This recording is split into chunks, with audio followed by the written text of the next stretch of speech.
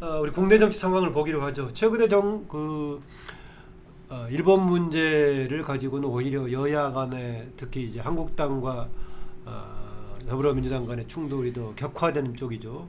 제가 왜 그런 얘기하냐면은요. 정당 간에 이렇게 서로 대립을 중심으로 주로 언론에 보도가 되는데 일본 문제에 관해서 굉장히 시각차가 큰 것처럼 보도가 돼요. 아주 정반대 있는 것으로 보도가 되는데 전문가들 토론을 보면은요. 전문가들 토론은 사실상 그렇게 큰 차이가 없어요. 그동안에 정부가 해왔던 것에 대한 이제 비판이라든가 아까 말했던 조국 등을 중심으로 설치는 것에 대한 비판적인 지적들이 상당히 많이 나오지만은 근본적인 접근을 아예 달리하거나 그런 많지 않은 것 같은데 정치권은 아주 예각으로 충돌하고 있는데 최근 상황이 우리 정치권 인식이라든가 지지 성향 등에 미치는 영향 어떻게 보세요? 정세에 미치는 영향. 제가 먼저 할게요. 네. 저는 사실은 그러니까 지난 일요일 날이었죠. 이인영 그러니까 민주당 원내대표가 이 자유한국당이 뭐 추경 협조 안 하고 뭐 이러한 부분들 그런 게 지금 백테커했다. 그래서 네. 이 신친일이라는 표현을 썼는데요. 저는 정말 부적절한 표현을 썼다는 생각이 듭니다. 왜냐하면 지금 사실은 이 초당적으로 이 대처해야 될 문제하고 국내 정치 현안하고 이걸 결부시키면 안 되거든요. 네. 냉철하게 분리를 해서 대응을 해야 되는데 국내 정치적인 현안에 대해서 그러니까 야당이 협조를 하지 않는다고 해서 그걸 갖다가 지금 현재 국가적 위난 아니 국가적 위난 그러니까 현안 위기 현안에 대해서 비협조적인 거라고 해서 그걸 갖다가 소위 말해서 친일 만약에 프레임으로 몰고 간다고 했다면 저는 오히려 정치적 부메랑을 맞을 가능성이 상당히 높다는 생각이 들고 그리고 무엇보다도 그 이야기를 딴 사람도 아니고 대야 협상의 창구인 여당의 원내대표가 한다는 거는 정말 그건 잘못된다는 생각이고 저는 그러니까 지금 이인영 원내대표를 비롯해 민주당 쪽에서 많이 쓰는 요즘 단어가 원팀이거든요.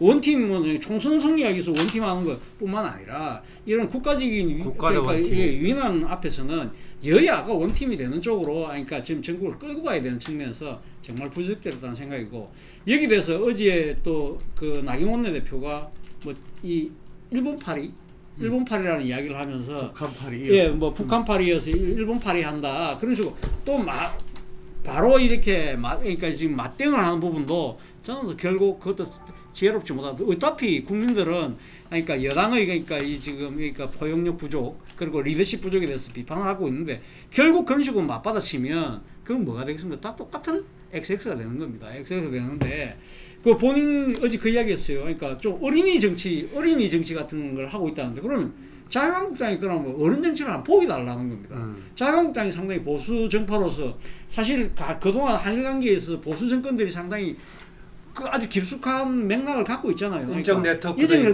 그런 걸 동원을 해서 이 문제를 푸는 방법을 보게 달라는 거죠. 보여주면 오히려 국민들이 박수 치지 않겠습니까?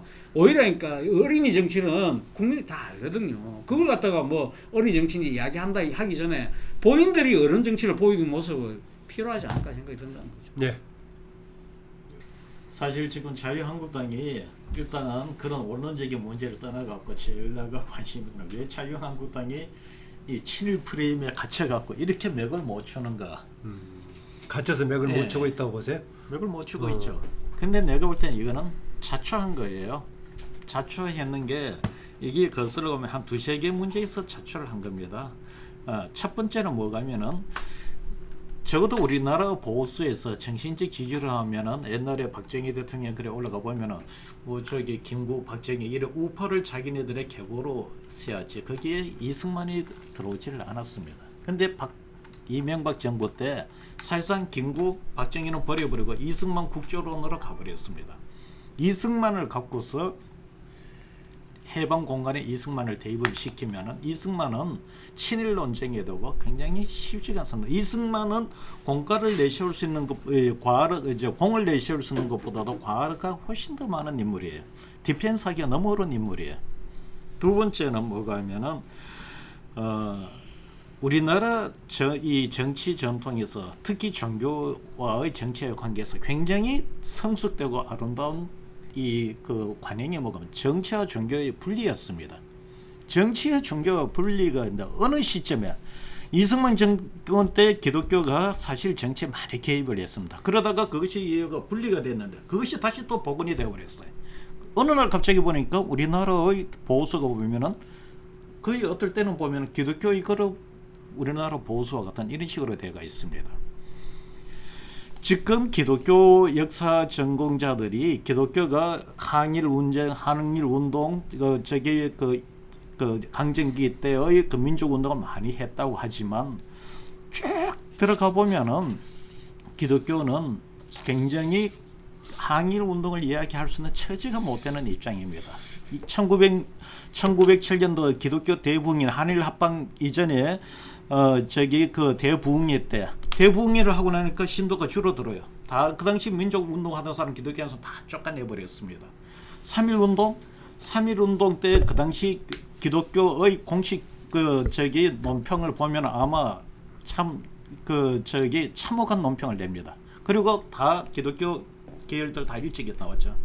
신사참배 신사참배 창시개명 결국은 못 이겼지 않습니까? 끝까지 반대했던 게 고신계열들이지 않습니까?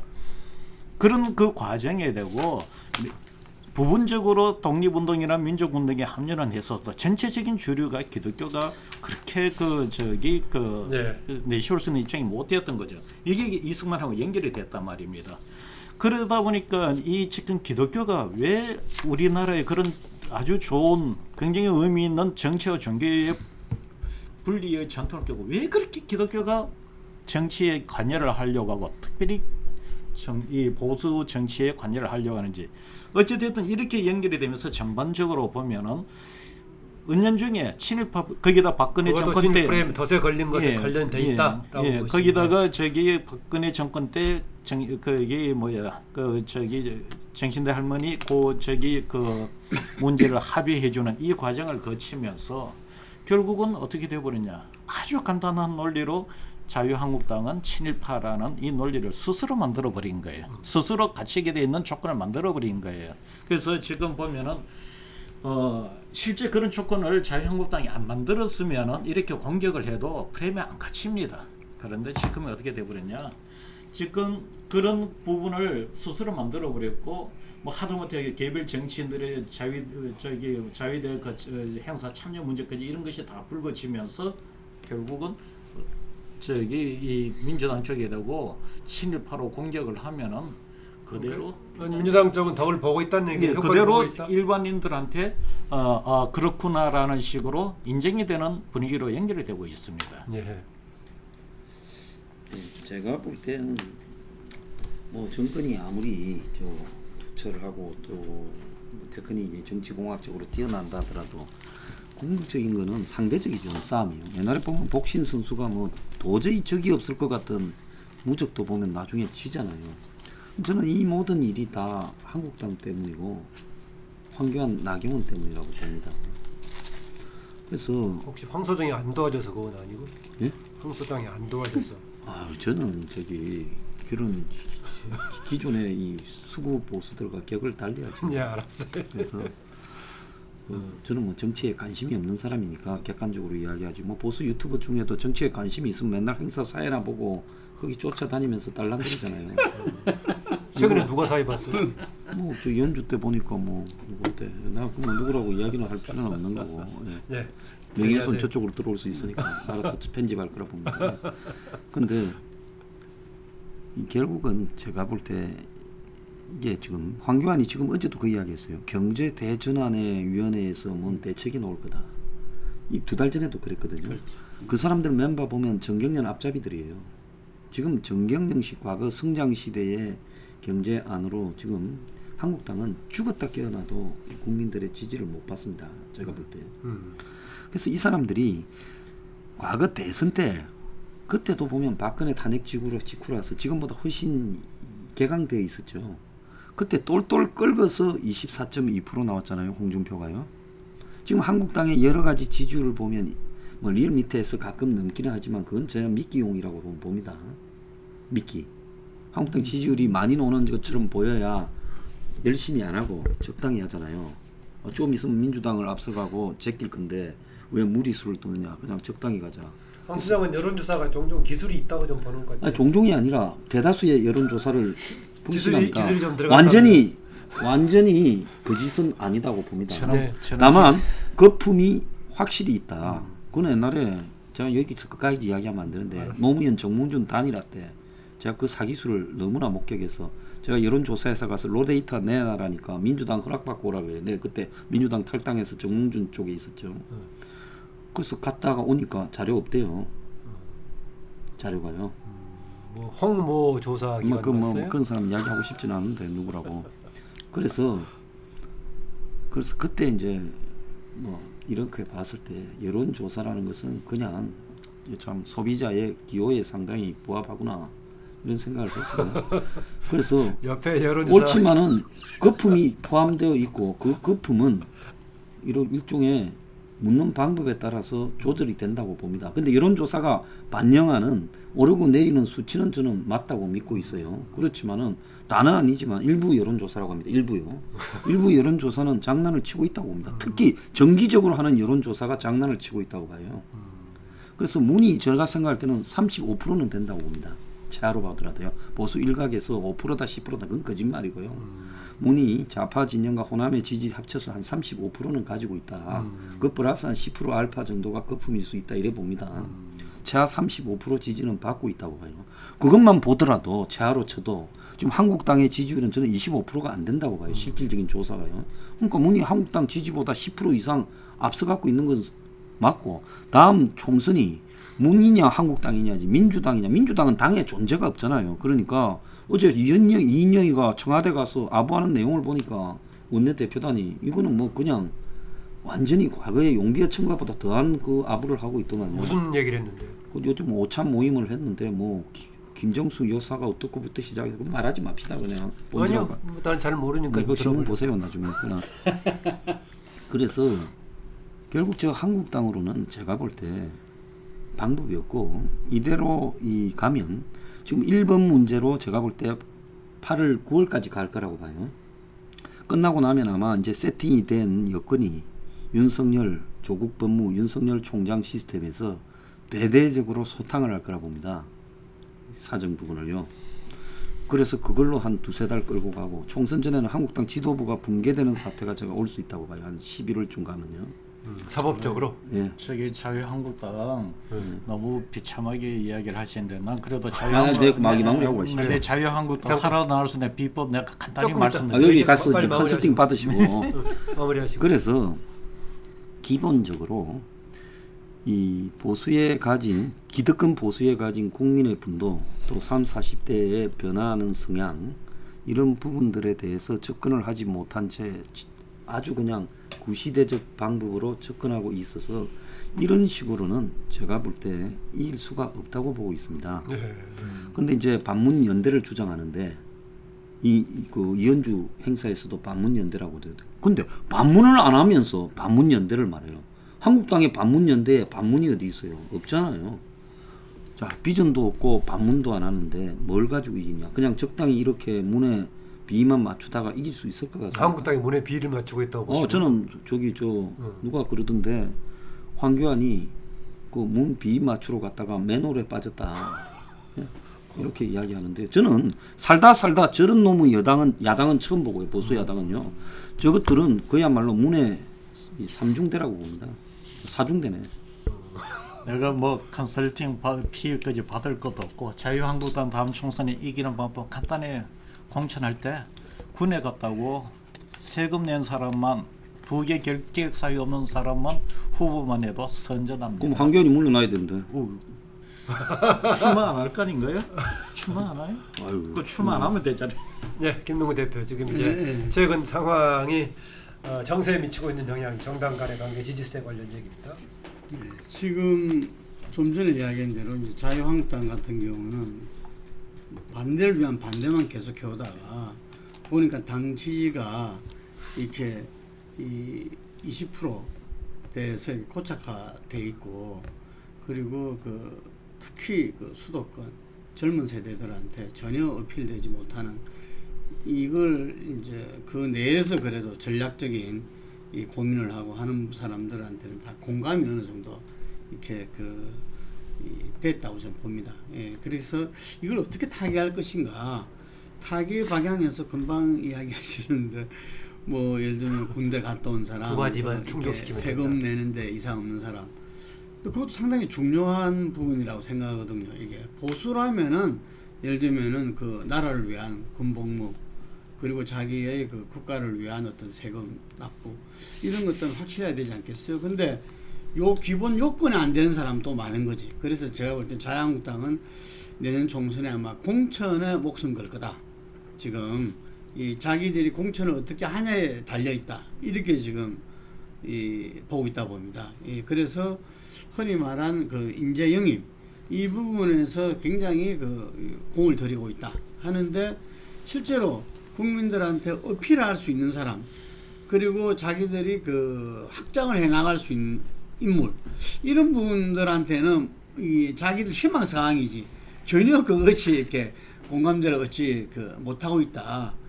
그럴 때 지금 자유한국당은 이름도 바꾸면서 어쨌든 간에 변화와 혁신을 갖다가 외치면서 나왔는데 변화와 혁신된 게 뭐 거의 없다. 그리고 앞으로도 될 가능성이 별로 없다. 이런 차원에서 지금 보수의 새로운 재편이 결국 총선 전에 일어날 수밖에 없지 않느냐. 아까 우리가 삼지대 이야기도 잠깐 했지만 그 현재 그 바른미래당의 어떤 분열 뭐 이런 것 속에서 이 보수의 어떤 저는 통합보다는 재편이 일어나야 된다 이렇게 그 보여지는데 그걸 추동하는 세력이 지금 현재의 지도부는 그 좀 어려운 거 아니냐. 그런데 제가 그 한국당 분들 만나면은 제일 그 뭐 안타깝다고 할까 참 진짜 한계가 되는 게 뭐냐면 그 지지자들이 거의 다 생각하는 게 성한용 기자가 말한 어떤 이른바 보수들의 생각들이 그게 딱 이렇게 묶여 있다는 이야기죠. 이게 그래서 아까 말한 대로 이 세계적인 경제 흐름이 어쨌든 포용적 성장 방향으로 가는데 이 사람들은 이전의 어떤 탑다운식의 어떤 이 낙수 효과의 경제만 생각하고 있다든지 뭐 대기업 중심의 경제만 생각하고 있다든지 그리고 자기 기득권을 내려놓지 않으려고 하고 이런 부분들이 사람들이 다수라는 이야기죠. 이게 그 지지층의 어떤 그래서 그 사람들이 어떤 뭔가 변화를 꾀하기 위해서 이렇게 탈당하고 나갔던 사람을 전부 다 배신자로 하고 당에서도 공천에 뭐 탈당반한테 감점 30% 이렇게 움직임도 있고 뭐 이러다 보면은 어쨌든 자유한국당으로서는 저는 이 상태로는 총선까지 가기 어려울 것이다. 네. 그래서 보수의 재편이 있을 수밖에 없다. 왜냐?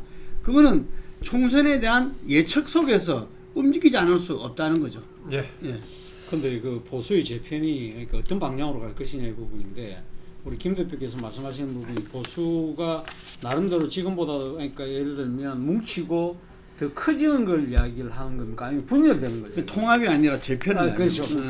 저도 그렇게 보는 겁니다. 지금 사실 자유한국당 그런데 지금 김 대표 얘기하는 것은 더 커질 여지도 있다까지 보는 것 같은데 지금 3, 4당의 지금 분열과 같이 맞물려서 얘기하는 거 보니까 저는 뭐 그렇게는 보기보다 저는 사실은 어떻게 보면 일종의 적정 분열 양상의 보수 재편 저는 그렇게 생각이 많이 든다는 거죠. 지금 어떻게 보면 오늘 그 자유한국당에서 사개특위위원장을 유기준 의원으로 예. 뭐 내정을 했다고 그러더라고요. 유기준 의원이 홍준표 체제에서 당협위원장직도 그 뺏겼던 사람입니다. 그러니까 그러면서 근데 지금 사실은 사개특위위원장을 소위 말해서 비박인 조호영 의원이 그런 데다가 결국은 지금 다 친박들이 뒤집었다는 거 아닙니까? 이 양상을 가만 보면 지난번 사무총장 때도 비박인 부산에 이제 이진복을 가려고 하다가 결국 또 친박계인 박명으로 바뀌듯이 그 양상이 그대로 된다는 거예요. 그럼 지금 제가 여러 차례 이야기했지만 지금 한국당의 지도부는 나황연합군 체제예요. 나황연합군은 나경원과 한교안을 누가 만들었냐면 친박들이 지지해서 만들었다는 겁니다. 두 사람은 의도하지 않았겠지만 그러나 친박들의 이 주문 그러니까 그 주머니에서 공깃돌처럼 놓을 수밖에 없는 상황이다. 그런 상황이라고 된다. 근데 이 상황에서 사실 장이 투쟁하면서 한교안 대표가 상당히 당을 장악한 것처럼 보였는데 그 뒤에 본인이 소위 말해서 자책골을 넣으면서 지지율이 떨어지니까 이게 완전히 흔들리고 있다는 거예요. 그러니까 자신의 정치를 지금 못하고 있는 거예요. 못하고 있다 보니까 지금 이거 죽도 밥도 안 되는 상황이 되는 거죠. 그 이 상황에서 지금 뭐가 불거지고 있냐면 지금 홍문종이 탈당해 가면서 우리 공화당의 지지율이 2.6%가 되면서 민주평화당보다 지금 앞섰습니다. 그런 상황에서 만약에 박근혜 전 대통령이 만약에 내년 총선쯤 임박해서 만약에 예를 들면 정치 3인이 된다.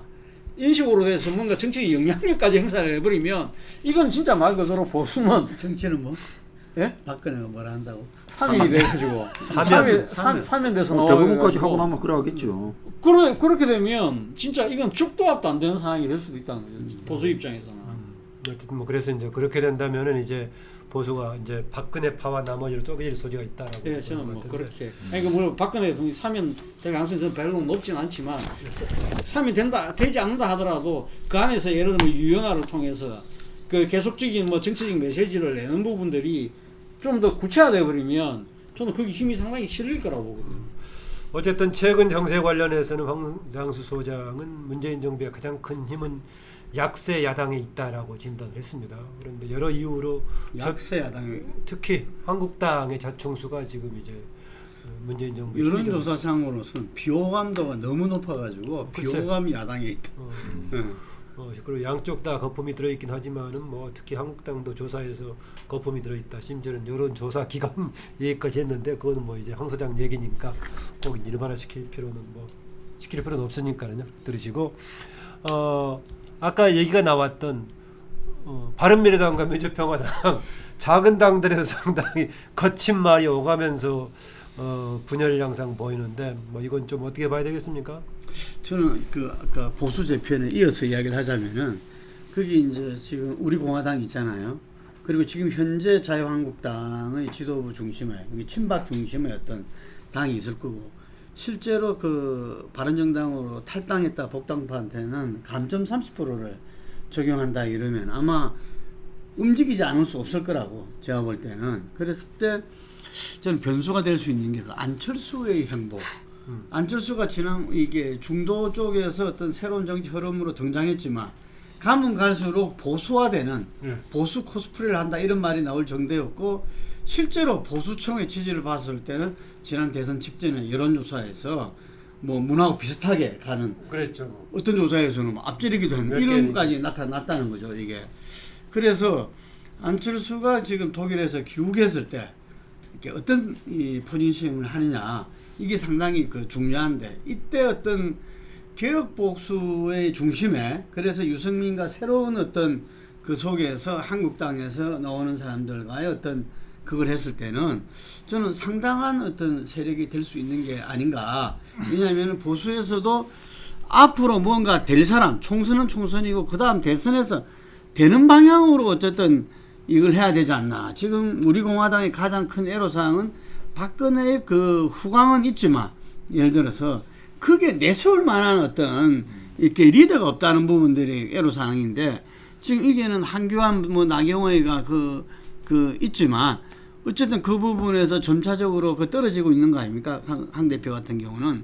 그랬을 때 이 세력이 보수의 그 일각을 어쩌 말하면은 혁신을 바랐던 어떤 그런 이 개혁 보수의 어떤 이 포지셔닝을 갖다가 성공한다면은 이 보수 재편이 이렇게 총선의 어떤 결과에 따라서 다시 또 한 번 이렇게 그 변하는 그런 것 속에서 저는 안철수의 선택이 상당히 중요하다. 그리고 이렇게 재편에서 안철수가 가장 의미 있는, 가장 비중 있는 변수가 될 거다라고 이제. 근데 지금 이야기하는 그 안철수는 아주 잘 나갈 때 지난 대선 때 문재인 대통령과 경합을 벌였을 때의 안철수인 거고 선거 이후 안철수는 제가 볼 때는 그만한 힘이 나올 것인가에 대해서는 회의적입니다. 그렇더라도 그렇다는 얘기. 예, 그렇더라도 잘 이상 자유한국당의 경우는 지금 보수 대통합 이야기하지만 그것은 제가 볼 때는 굉장히 창의성도 없고 상당히 이 정치적 상상력도 없는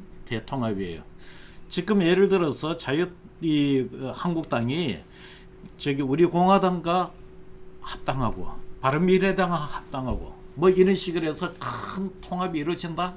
그거는 뭐 말로는 될지 몰라도 실질적으로 바른미래당의 지지자와 여기 우리 공화당의 지지자는 완전히 전혀 다른 그 절대적인 지지자들입니다. 그리고 바른미래당 자유한국당의 지지자를 놓고 보면은 우리 공화당은 이거 뭐 집합으로 이야기하면은 사실상 내 집단이에요. 네 집단이 지금 나가서 분가했는 거예요. 합해봐야 옛날 자유한국당 보금밖에 안 됩니다.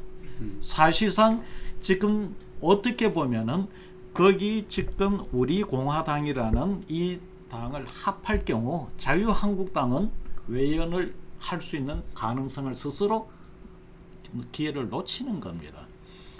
그런 상황이 되고 지금 자유한국당은 그렇다고 그러면 자기 우리 공화당은 떼어버리고 바른미래당하고 합한다? 지금 적기는 해도 우리 공화당이 이 독설이나 여러 가지 그런 데 대한 공격이나 여러 가지 정치적 투표 상황에서의 변수들을 생각하니 그것도 쉽지가 않는 거예요. 현실적으로 자유한국당은 바른미래당 우리 공화당을 아우르는 대보수 통합하는 것은 현실적으로 불가능합니다. 그래서 아까 이야기하셨듯이 재편이 맞습니다. 재편이 맞고 제가 보건대는 이번 총선에서는 보수 진영이 대통합이 되지 않는 상태에서 뭐 표를 더 많이 얻을 수도 있고 표를 적게 얻어도 가능성을 보일 수도 있겠죠. 그 경쟁을 통해서 좀 시간을 두고서 보수는 좀 지루한 과정을 거칠는지는 모르겠습니다만 재편 과정을 장기간의 시간을 두고 갈 것이다. 그래 봐요. 저는 어차피 물이 줄어들어 있는데 이제 안 찍을 사람은 제가 볼 때 아예 죽어도 안 찍을 거라고 봐요. 문이 싫지만은 한국당을 안 찍는. 근데 이제 안철수가 와서 이제 그런 계층을 포함해서 한국당하고 딜을 해서 이렇게 할 수 있느냐? 한국당보다는 안철수가 좀 더 호감도가 있을 수 있지요. 그렇지만은 안철수가 보인 일련의 정치 과정이 이게 좀 코미디 아니냐? 와서 이제 또 저기 보수 가서 하면요. 그래서 이런 코미디가 계속 이루어지는 게 정치적으로 차라리 바람직한 거냐? 좀 바람직하지 않다고 봅니다. 네. 차라리 보수 안에서 무너질 건 다 무너지고 자체적으로 이제 살기 위해서 새로운 방향을 갖다가 정립을 해서 재편되는 게 낫지. 보수도 저쪽에 갔다가 뭐 왼쪽부터 오른쪽까지를 갖다가 계속 두루두루 섭렵하면서 이동하는 이런 정치가 한국에 바람직하냐? 좀 바람직하지 않다 이렇게 보고 있고요. 예. 그리고 이제 뭐 우리 당이니 뭐 지금 바른미래당이니 우리 공화당이니 바른미래당이 있는 사람들 해봤자 흙탕물에 흙탕물 작은 거 몇 방울 더 이렇게 했다 해서 그것이 과연 있느냐? 그래서 제가 봤을 땐 그게 보수 안에서의 논쟁이 끝날 수 있다는 거죠. 그 논리가요. 그래서 그럼 다른 정당이 작지만은 강한 반문 투쟁을 하고 비전을 제시하고 있다면 의석이 한석인 정당하고 한국당하고 합쳐도 그게 유용할 거라고 봐요. 근데 지금 우리 공화당이 하는 거는 텐트 천막에 매달리고 있거든요. 그게 무슨 거기 가치가 있겠습니까? 천막으로 상징되는 그것도 한두 번은 의미가 있었다고 보지만은 그렇기 때문에 지금 결국은 옛날에 같은 당에 있던 사람들이 탄핵 과정에서 흩어졌는데 그게 다 모인다고 해서 외연이 확장될 거라고도 보지도 않아서 제가 볼 때 큰 의미가 없다. 중요한 것은 가치와 비전을 새로 세팅하는 건데 저 지도부들로서는 그럴 가능성이 거의 없다 이렇게 봅니다. 황 소장은 지금 야당의 가장 큰 지금 명분은 반문을 토대로 해야만 힘을 뒀을 거다. 반문이고 하나는 비전, 가치와 비전을 반문을 토대로 한 비전을 제시해야만이 야당의 대항력이 있다라고 보는 건데. 자, 이렇게 저거 한두 분 얘기 들어보죠. 아까 얘기 나왔던 중에서 바른미래당 얘기는 나왔는데 민주평화당도 지금 거의 쪼개질 것처럼 돼 있는데 거기 바른미래당 일부 관련해서 삼지대 뭐 얘기를 하고 있는데 그냥 나오는 뭐 별로 의미 없는 내용일까요? 조금 한번 뭐 제3, 4당으로서 지켜볼 만한가요? 저는 뭐 이 지금 민주평화당이죠. 예. 민주평화당의 지금 이제 내분 자체는 뭐 정치적 화장은 거의 없을 거라고 봅니다. 예. 지금 뭐 사실 뭐 호남에서의 이 사실 그 지난 2016년도에는 소위 말해 새정치민주연합이 그 분당하는 과정에서 일종의 불만 세력들이 떨어져 나왔는데 그 세력들이 마침 안철수 바람하고 엮어지고 그리고 또 하나는 호남 내에서의 친노 친문 패권에 대한 또 오만함에 대한 상당히 또 이 상당히 부정적인 시각들이 맞물리면서 이분들이 기사회생한 것이지 이분들이 뭐 정치력이 탁월하고 신망을 받아서 된 건 아니거든요. 그렇다고 한다면 이제는 이분들의 정치적 공간은 저는 더 이상 열리기 힘들지 않을까. 지금 당내의 다툼이라는 것 자체도 결국은 호남 야권의 맹주 자리를 놓고 위한 일단 감투사와 비슷한 것으로 많은 분들이 보고 있기 때문에 아마 그 호남 지역 내에서도 이분들의 행태에 대해서 상당히 비판적인 시각이 강할 거예요. 그렇기 때문에 이분들을 새로운 대안이라고 볼 가능성이 거의 없기 때문에 저는 차단속, 태풍 뭘 하더라도 차단 태풍 속에 그치지 않을까. 그 자체를 발전적인 뭐 행보를 위한 진통으로 보지 않는다. 네. 이 한정된 내부에서의 뭐 권력 투쟁으로 좀 보고 있군요. 마지막으로 이걸 두 개를 포함해서 좀 의견을 듣고자 합니다. 하나는 이제 지난 패스트로 올랐던 그 법안들이 몇 개가 맞물려 있습니다. 핵심 내용은 역시 이제 선거제 개편하고 공처 설치인데 이 둘 다 조금 그 성사될 여지가 있다고 보십니까? 아니면 그 중에 어느 거라도 좀 될 것처럼 보이십니까? 어떻습니까? 지금 이제 아까 얘기했다시피 유기진 그다음에 홍영표 양쪽의 특위위원장을 정해졌습니다만 어떻습니까?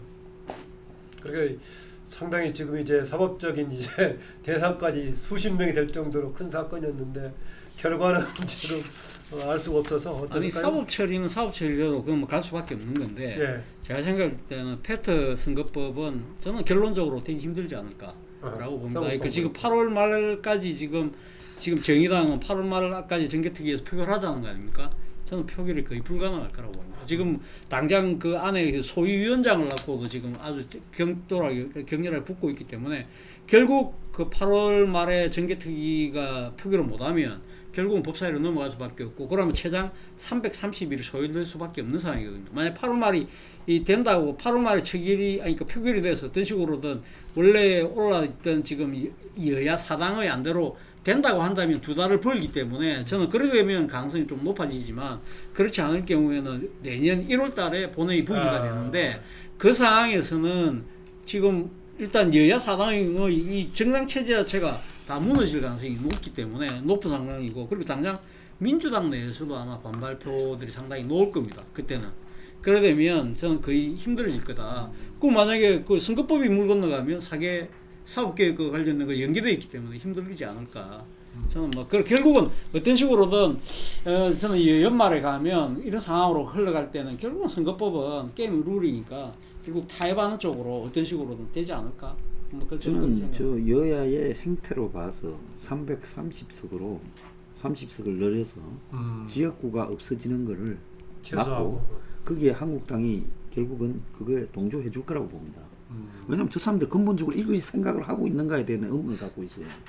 그렇기 때문에 호남과 영남 이 양쪽에서 없어지는 지역구 한 30여개 뭐 딴 데도 있지만 뭐 그런 것들만 보호된다면 그냥 이 비례대표를 좀 늘려서 330석으로 해서 합의하면 아까 말한 평화당이 지금 재구축하려고 하는 움직임도 결국 이런 부분과 연계돼서 호남 부분에서 이 지역구는 이제 민주당으로 하고 이제 비례대표는 호남에서 연동형 비례대표를 뭐 저쪽에 평화당이 확장된 행태에서 접수하는 이런 부분으로 이제 방향을 잡으려고 하는 거 아닌가. 그 일환으로 이제 이런 부분들이 추진되고 있다. 이제 그것까지 감안하면서 지금 권력투쟁이 전개가 되고 있다.